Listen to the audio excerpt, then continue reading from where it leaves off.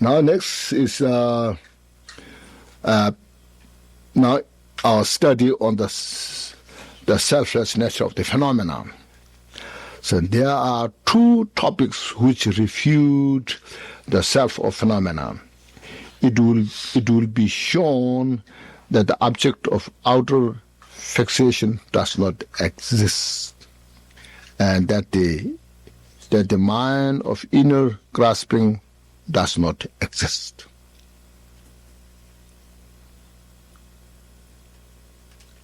The outer, First, there's a school who says the outer phenomena exist. That's the explanation of the first. Some assert, they believe, that the outer objects are substantially exist. They have some existence. Now, in the Buddhist, these are Buddhist schools, say, the Vivashika school say that the smallest particles, there's called the smallest particle, that's the basis to compose all these gross phenomena. No? So, by their very nature, you see,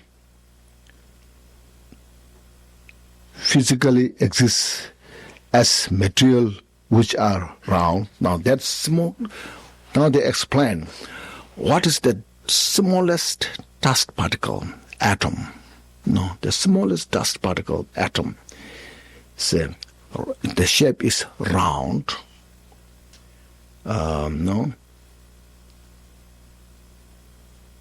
Say unitary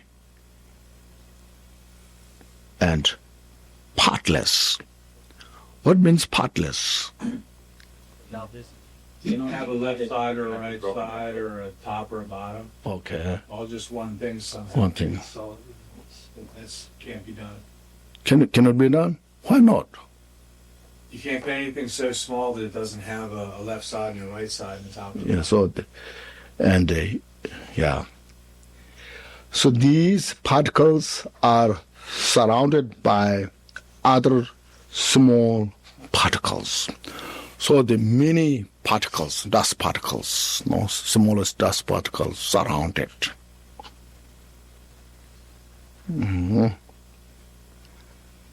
Particles, but with a space in between each one.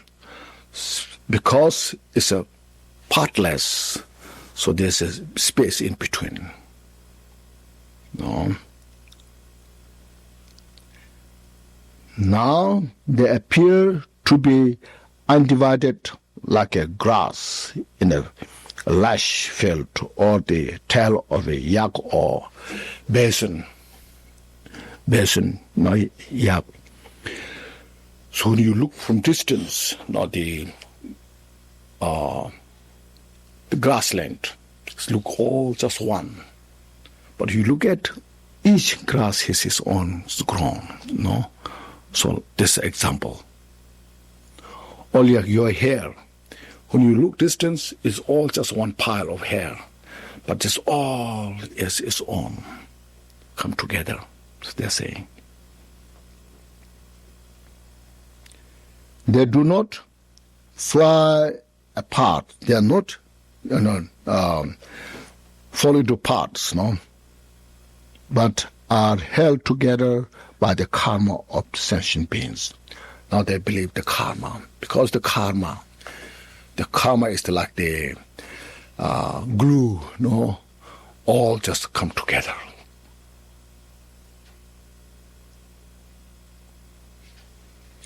So it has been said, this is the Vivashika school now. Vivashika school, they said that. Now the second one is the Sautantrika school. Sautantrika school system say that even though there are particles, so same as like Vivashika school, they surrounded each other The difference is without space in between. The Vivasaka school says that there's a space. Here said no space. But do not touch. It's very contradictory, but no touch. No space, no touch. Okay. No. Yeah, possibility. Now. So from this, anyway, the outside, this is the foundation, how everything's produced. How now the whole world is based on these dust particle. See, that time they don't have the magnetic glasses, but they investigate like this, you see, through the meditation, analyzing, no self, so forth, you see. Now, although they make these assertion, they have that kind of system, in the school. Neither is correct, because either particle exists as one or they exist as many. Now this we should say, mind only school, Chidramandra school, debating to these two schools. Now the Vivasaka and the South Tantrika. Now they're debating, you believe this kind of dust particle exists, permanent, unitary, and partless. Now it's the Chidamanda school debating, see here. Say, it exists, if it exists, one or many. No. One or there exists many. If particle is one, if you say one, as described here, one, then it must be either indivisible into parts or not. It cannot be divided or it can be divided in that one particle. Make sense? Look at this, If it can be divided into parts, then there must be an eastern, western, southern, northern, and upper and lower down parts. Since it has now becomes 6 parts, the assertion that the particle is one is refuted. So what you believe is just one. Now your commitment, your assertion is gone. It's not one, it's many. There's no such call, one particle exists now. Now that also simultaneous particle, also you divide. At the end, you can find nothing. That's clear, isn't it?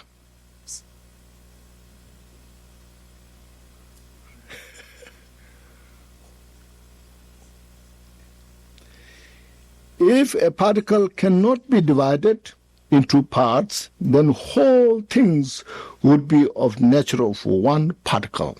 If it cannot be divided, no matter how many you put together, it cannot become bigger because it cannot divide it. So whole universe it be in the one particle, or it's not. Whole universe would be like one particle.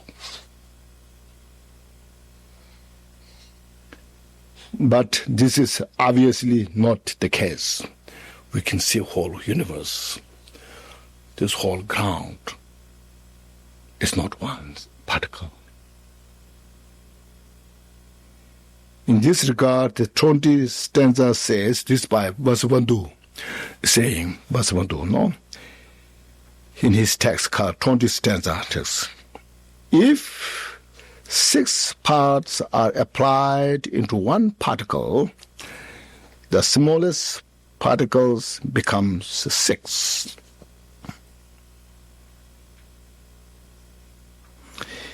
If 6 are six are to be found in one particle, all the six in one, which cannot be divided, then the conglomeration, the whole wall becomes the same as a single particle. This whole big thing is just into one. So refute it that way. So their belief, assertion,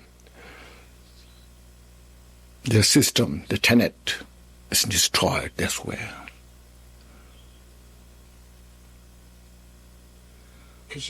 I'm confused a little bit. What? If we go the other way, where you're dividing, Then you find non-existence, you but see. you keep getting smaller, Smaller. Then you have to have the non-existence.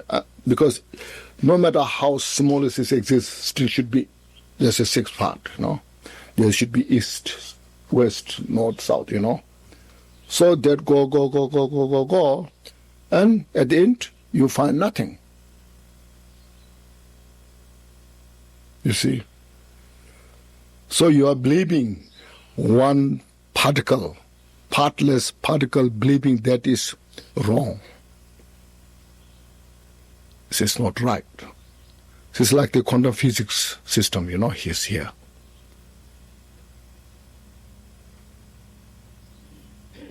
Yes.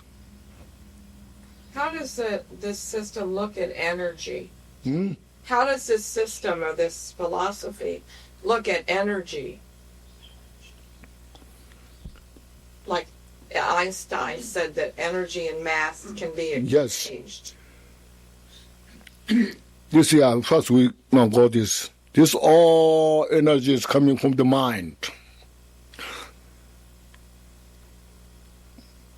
Mental reaction,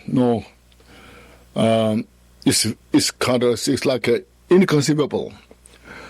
But when, like say, all people in the world, if we keep the 10 virtues, from that 10, keeping the 10 virtue moral conduct, and that energy produces such a positive,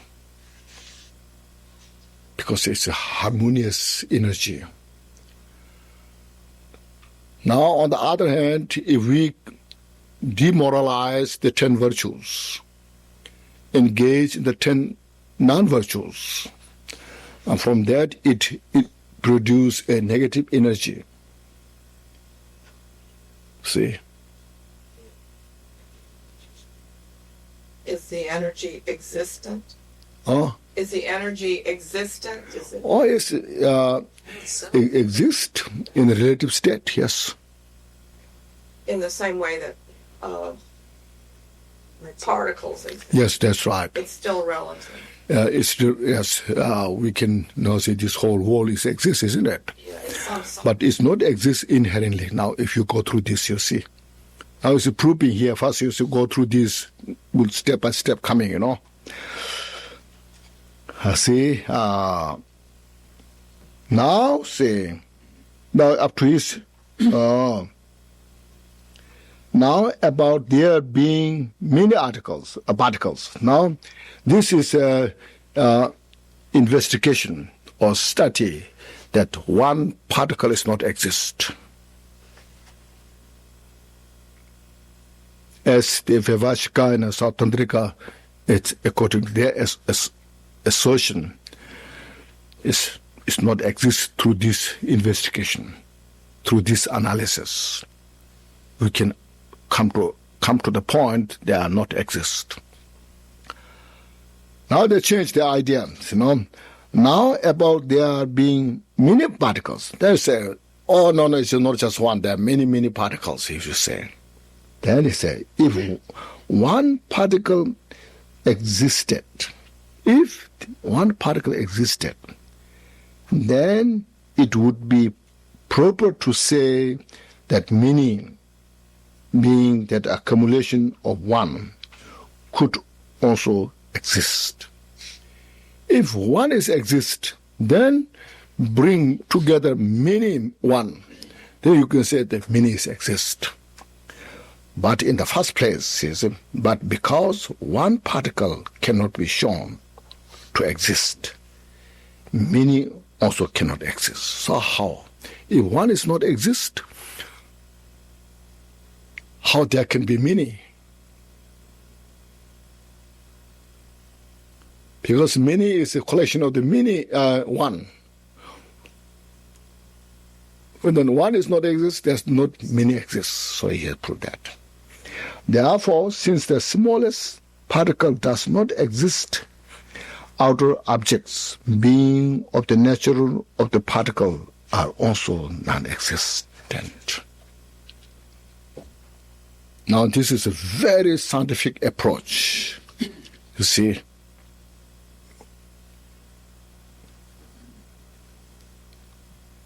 this is written in the 11th century, you know. It's up to date, not outdated, you know. Yes. Yeah. What you're saying about Einstein, that part I can get. Yes. You know, matter and energy is like form and formless, and they're interchangeable. This was fine. This part here it's not really born out of physical chemistry. If you look at it, the smallest part is atoms. You can subdivide that into anything more. Got nuclei, electrons, and all those things, space in between, everything is fine. But you do have different elements made of the same items, same building blocks. That's right. So to say that nothing exists Yes. from a very, very minute level, Yes. I know this was written 10 centuries back, but Yes. I don't think it's quite right. Yes, see, now it's the first history what we got that, you see. We call little father, yes, you know. Then, what are these existing things that appear to our perception? So now see, even without those collections put together, we see this whole universe. The ground, mountains, the oceans. We see them what? It does not exist.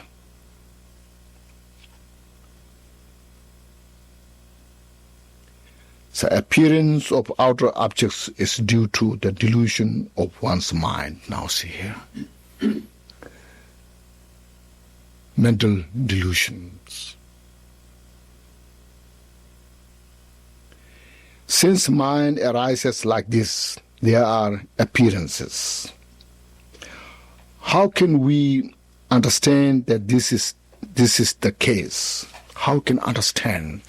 It's our just mental reflection. It's just a delusion. No. One can understand through scripture, reasoning, and similes. Now, through three methods, it's proving there's just a mental projection. So now it says, the mind school will prove this now. Chittamanda school will prove this. First scripture, what Buddha said. The scripture, the Guardian of Buddha Sutra says, O son of the victorious one, means great Bodhisattvas, the three realms or the three worlds are only mind. This whole three world is just a mind. That's the scripture. And also the gone to Lanka Sutra, Lanka Avatara Sutra, says, the mind which is stirred up by habitual propensities due to habit, so we're habituated, life after life, no? Arises the appearance of objects, then we see the objects because of our habit. Objects do not really exist. It is the mind. What we see as object is not exist. It's just the mind. It is an error to see objects as being outer. It's a mistake. If you see the objects outside, it exists inherently. That's the two quotations. No. Now reasoning is not just quotation, it's not enough, you see. Now we have to put reason. Why is our mental project? A mental projection, you say. Reasoning convinces us that the appearance of outer project is only the contrivance of a confused mind, because that which appear and remain has no real existence. Through reasoning, if we study carefully, investigate, the outer objects not exist as we perceive. No. Remain as real existence. It's like horns on a man, say, and a human being is their horn on the head. Man, a tree visualized in meditation. See, this. There was a great student of Nagarjuna. He was practicing shamatha, karma abiding. So Nagarjuna sent him to a cave with a small door. Inside the cave, Nagarjuna instructed him to meditate. You just meditate, grow a big tree on your head. So he was meditating. And then in his mind, actually he kind of got, so yeah, now I have a big tree on my head. So while he was meditating on that, then Nagarjuna came and said, you come out from the cave. And he said, I can't come because the tree doesn't allow me to, it's stuck, on the door. This is what it's saying here. So then Nagarjuna said, now you meditate, cut the tree. And he cut the tree and came out. That's how he stabilized the meditation. See how its mind makes that, you'll see.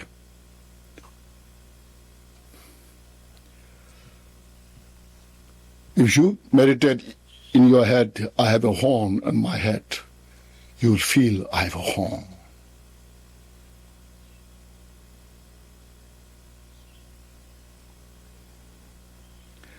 Likewise, now because what is thus not appears, because of the changes, what it does not appear, what it is, when you change your mind, it doesn't appear that way. And it's changing mind ups and down. Because of the different projection on the appearance. Therefore, these appearances are merely confusion, see. Usually we go through this, so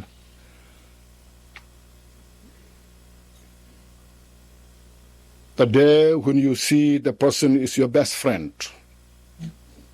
and your mind is such a feeling of closeness. See, you may sacrifice anything for that person's benefit. That kind of projection is there. Some other days, if you see that person as your enemy, instead of benefiting, you will try to destroy as much as that possible. See, the person is the same person, whether it's enemy or friend, but how you changes your mental projections. It shows how the mind changes the world.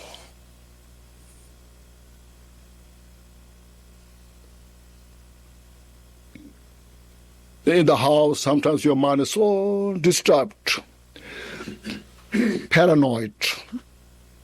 You feel a lot of ghosts is coming around, chasing you.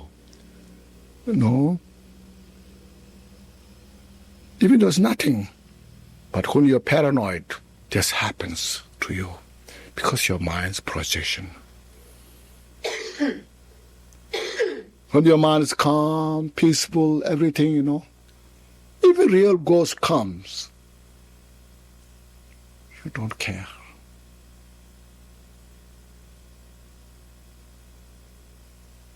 you develop your compassion.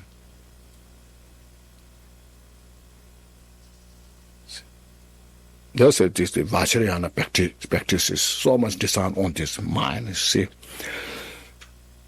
you visualize yourself the enlightened beings, and you visualize everyone is in the enlightened state.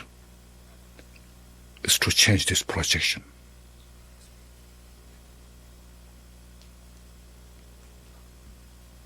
It's a changing, no?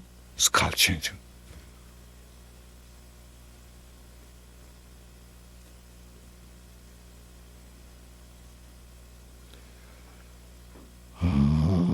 Now, simile meditation appearance are merely such confusion.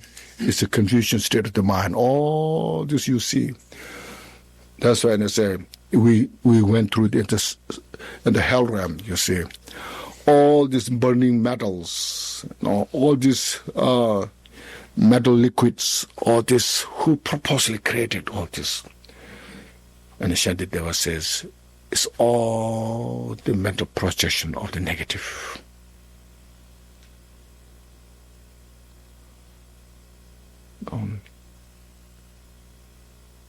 When you're angry, when you're so upset on your table, whatever you did there, you just destroy. Isn't it? Many expensive things you destroy, throw. And when all your anger dissolves, then you regret it. Oh, I paid so much money for this to buy, This is how mind changes. It's mind's goal. When you study impermanence very nicely, before you study impermanence, you see as permanent, real. But then when you study impermanence, oh, yes, that's true. Everything's changing. Your concept has changed, you see. Same outside, but so much change from your mind.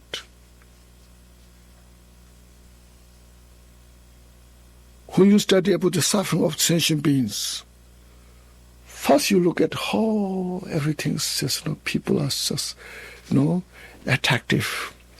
And then when you look at the suffering, then instead of you're attached, you develop compassion.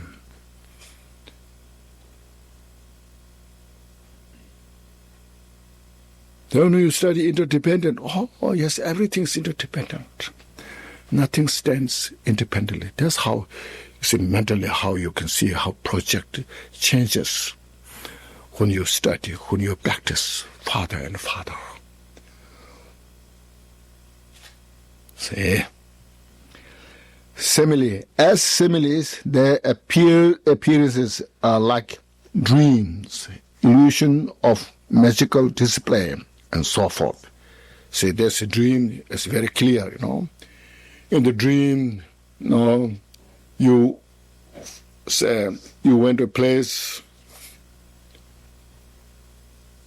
you found a lottery in the dream. You found a lottery in the dream, 1 million in the dream. You're so happy. So I got 1 million in the dream. No? As you wake up, where are they?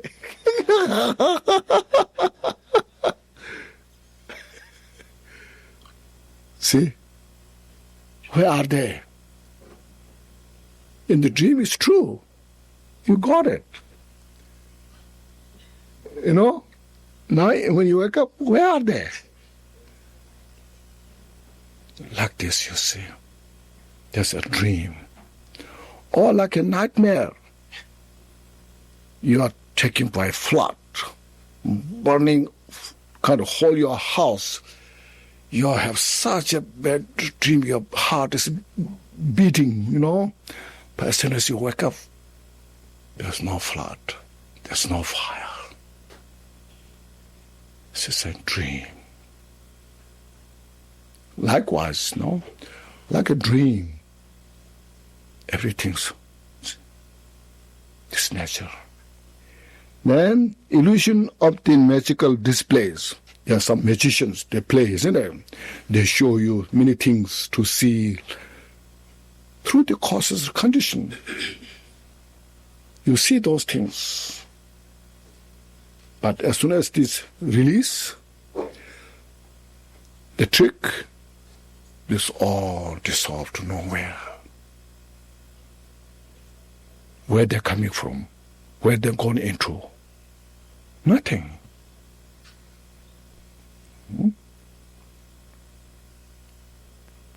Yeah.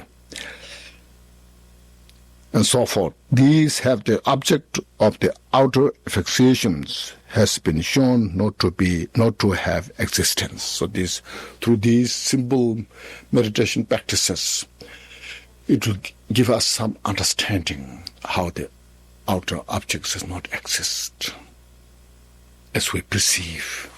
So where they abide and how we project is a two different thing.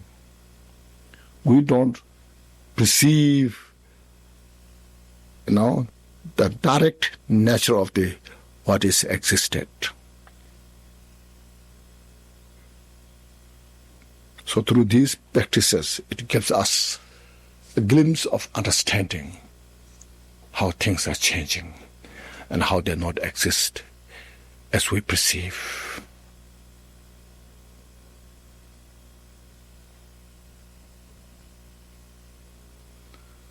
So this, up to this is the now Chitta Mantra's argument to the Vivashika and Sautantrika that these things are not exist as we perceive. So through that, the self of the phenomena, particularly related to the outer object, is distributed when it's refuted. No.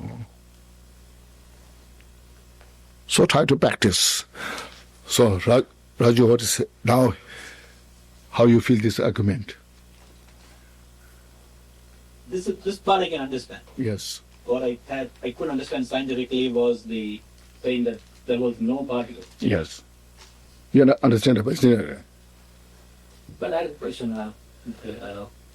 We talk about early in the book. We talk about the seed of enlightenment is within all of us. Everybody has the Buddha nature. Mm-hmm. So, is that at least is that permanent, or even that is illusion? Is what that means is yes, of course you say this is illusory nature as well. We say inherently exists that nature of the enlightenment means that quality of that cannot be polluted. Never. For example, the butter in the milk. The butter cannot be polluted by any means. Or oil in the mustard seed, that nature of the oil is permeated. So likewise, in our being nature, that the nature of the enlightenment itself is abide by it's called mode of abiding. When we reflect on that, then we see that. So that is neither exists nor none exists. So it's neither permanent or impermanent? It's beyond all the subjects. That's called inexpressible. In the example space? Yeah, it cannot be expressed in the word. Because if we express in the word, either it will be something exist or something not exist. Mm-hmm.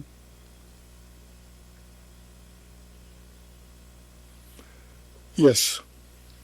I just want to say, Lisa Randall, the physicist, she made an analogy when she was trying to explain quantum physics, or trying to explain different dimensions beyond the four that we know about. And I thought that this really helped me understand some of this stuff, even though she was completely talking about a different subject. And she said, imagine a universe with two-dimensional beings, a two-dimensional universe. And in that universe, a sphere was to pass through that universe. And the beings wouldn't be able, they would know that there was this thing happening, because they could see that in the beginning it got wider and wider, and that it seemed to be moving in a direction that they weren't relating to, but that it began to get smaller and smaller. So they can try to intellectually, as best as they could, try to comprehend what was going on, but they wouldn't have the reference point to be able to realize 3 dimensions. So that has, when I came across that, that's when a lot of the lights went on, that I have to understand that my perspective is limited based on my own my perception of things. And they spend a lot of money in Switzerland with the and they still haven't found that building particle that they're looking for, and they don't seem to be any closer to finding it. They should look at this book, Huh?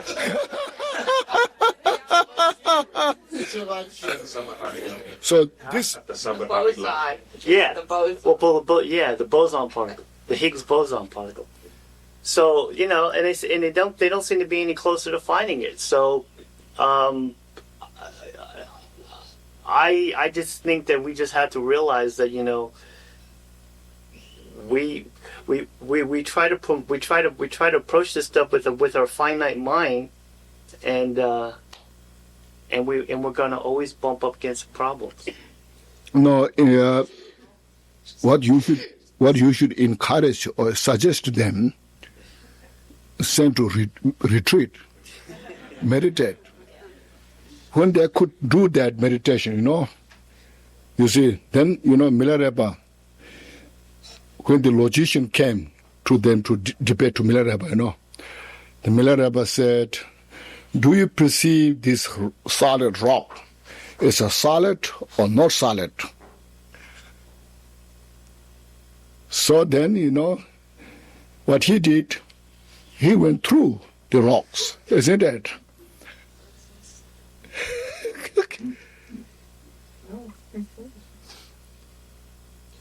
Well, they actually figured out mathematically that if you push up against a rock long enough, it may take you 10,000 years, but at some point you will pass through it. Oh, sure, yes. It can, yes. It may take you on. You have a question? Simpler. Okay. Yeah. And you had mentioned earlier about studying, contemplating, and meditating. That's correct. I'm assuming that what we're doing right now is studying. Yes. What's the difference between contemplating and meditating? Contemplating is you contemplate impermanence. Yes, all are impermanent. Then you see, you experience yourself. Yes, this is impermanent. Not just say from the book, say this is impermanent, but in your mind, they say this is impermanent. There's like reasoning. So reasoning is the contemplating. Meditation is then you experience it in your mind. Okay. Yes. Yes, Kumar. So Milarepa, in the same note, Yes. he said to the logician, is the space solid? Yes. Full of, is it void or not? Mm-hmm. So and then he was able to fly. That's right.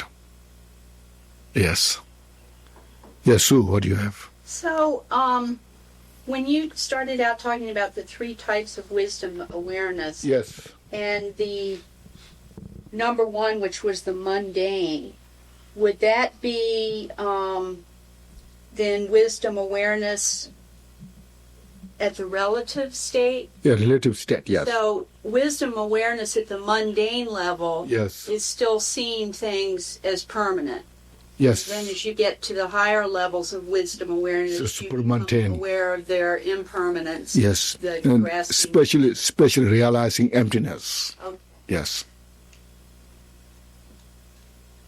Yes, Francisco. If nothing is real, Mhm. what is it that is reborn? What is that existent, non-existent that has life? First of all, you see, nothing is real. In that state, has a space to function everything, anything.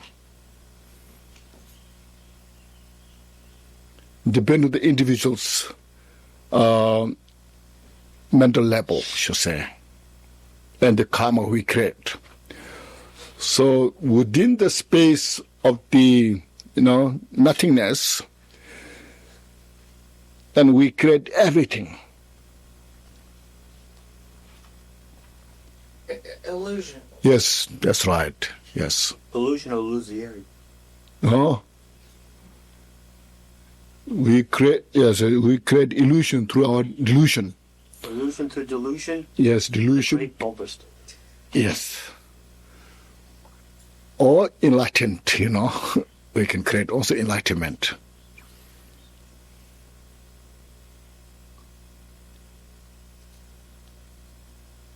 So the memories of past lives Yes. are delusion. Could be delusion or could be, it could be anything. It depends on the individual. So that's not a self. It's not a self, that memory. Yes, it's all manifestation. So here self, what it means, we believe sometimes like independent, unique self, This. Yes, just concrete one. So that does not exist because everything is a manifestation. Because of being, everything is just manifestation from the causes of condition. So it is a contradictory of this independent self. Yes. Can I ask my Heart Sutra question? What's your heart to the question? Well, you touched on it a couple of days ago, but the first line, form is emptiness. Mm-hmm. That I can pretty much tackle. Yes. It's the line that follows that emptiness is form. When like what we were talking about earlier, we can deduce things down to its very smallest particle, and we won't be able to find it. And That's right. then there's space, and everything else is kind of a delusion. Yes. And while at the same time I understand that the second line that says emptiness is form Mm-hmm. basically helps refute the ideal of a nihilistic point of view. That's right. However, I have I Difficult times. can't wrap my mind Yes. Very around difficult. the idea that emptiness is form. Form. Yes. I can take form as emptiness. Yes. But you cannot take the emptiness as a form. Yes. Do you chant the praise to Tara? The 7 verses of Tara praise. Yeah, occasionally, yeah. Do you memorize that? The last one where I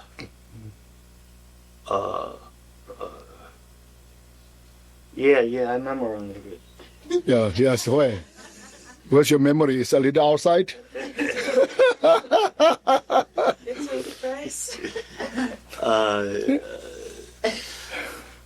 The second last of the verse, you say, you remember the second last the verse? Well, the last one is Not last, second last. I'm trying to remember.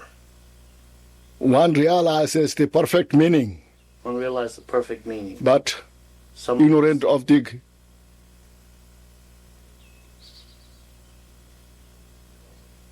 And what? One perfect. Realizes the one, perfect. one realizes the perfect meaning, but still one Does not practice. does not have what? Some realize the perfect meaning, but do not. But have a lack of the understanding of the causality. Yeah, that one. May the Mother Tara give me the wisdom of the omniscient or all-knowing one. Okay. That one, okay. That's a good prayer. For that, I thought you will ask that question. That's what I said here just before.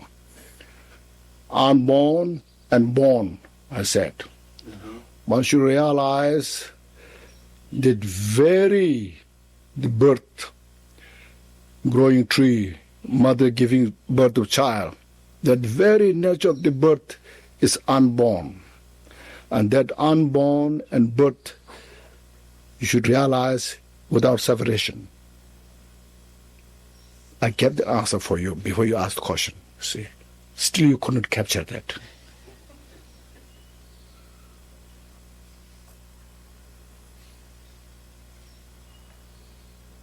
Yes. So does that mean that seeing things from a relative state is contained within seeing things from an ultimate state? Yes. What you call non-duality, Yeah, that one. That's why, as I mentioned, meditation practice is required. We cannot bring all the solution within the intellectual state. No.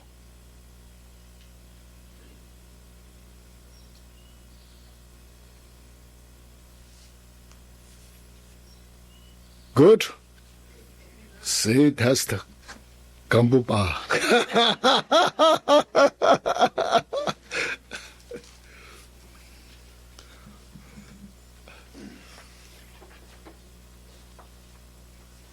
Okay.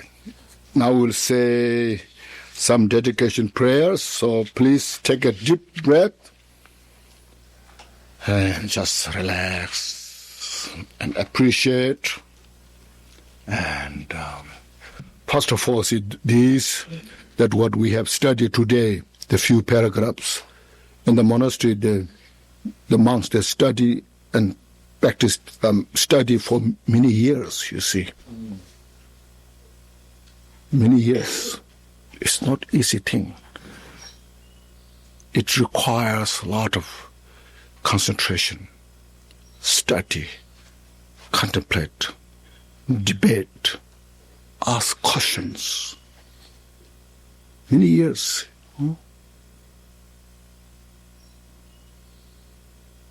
So please now make sure we now pay attention on this. So the accumulation of merit, wisdom, purification of the gross, subtle obscuration of the mind are required. And then devotion to like Buddha, like Gampopa, like Lord Chaitanya Sumgun, strong devotion to those enlightened beings are indispensable. So that our mind becomes soft, more zen,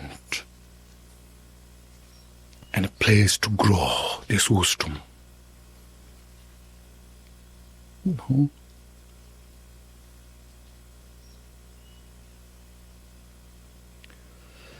Thank you. So we page 32. Glorious, holy, venerable, precious, kind, root and lineage lamas, divine assembly of Yedams and assemblies of Buddhas, Bodhisattvas, yogis, yoginis, and Dagin, dwelling in the 10 directions. Please hear my prayer. May the virtues collected the 3 times, myself and all sentient beings in samsara and nirvana, and the innate root of virtue, not result in the 8 lordly concern, the causes of samsara, or rebirth as a Sharavaka or particular Buddha. May all Mother Sentient beings, especially those enemies who hate me and mine, obstructors who harm me, misleading Maras, and the hordes of demons, experience happiness, be separated from suffering, and swiftly attain unsurpassed, perfect, complete, and precious Buddhahood. May the power of this vast root of virtue, may I benefit all beings through my body, speech, and mind. May the afflictions of desire, hatred, ignorance, arrogance, and jealousy not arise in my mind. May the achievements to fame, repetition, wealth, and concern for this life not arise for eternal Buddha. May my mind stream be moistened by loving kindness, compassion, and bodhicitta. And through that, may I become a spiritual master with good qualities equal to the infinity of space. May I gain the supreme attainable Mahamudra in this very life. May the torment of suffering not arise even at the time of my death. May I not die with the negative thoughts. May I not die confused by wrong view. May I not experience an untimely death. May I die joyfully and happily in the great luminosity of the man as such. May I in any case gain the supreme attainment of Mahamudra at the time of death in the Bharto. By the virtues collected in the 3 times by myself and all beings in samsara and nirvana, and by the innate root of virtue, may I and all sentient beings quickly attain unsurpassed, perfect, complete, precious enlightenment. May the teachings of the great Drikung Kagyu, who is omniscient, Lord of Dharma, Master of Inter-Tibetan, continue and increase through study, practice, contemplation, and meditation until the end of samsara. Okay, thank you. Please have a good lunch.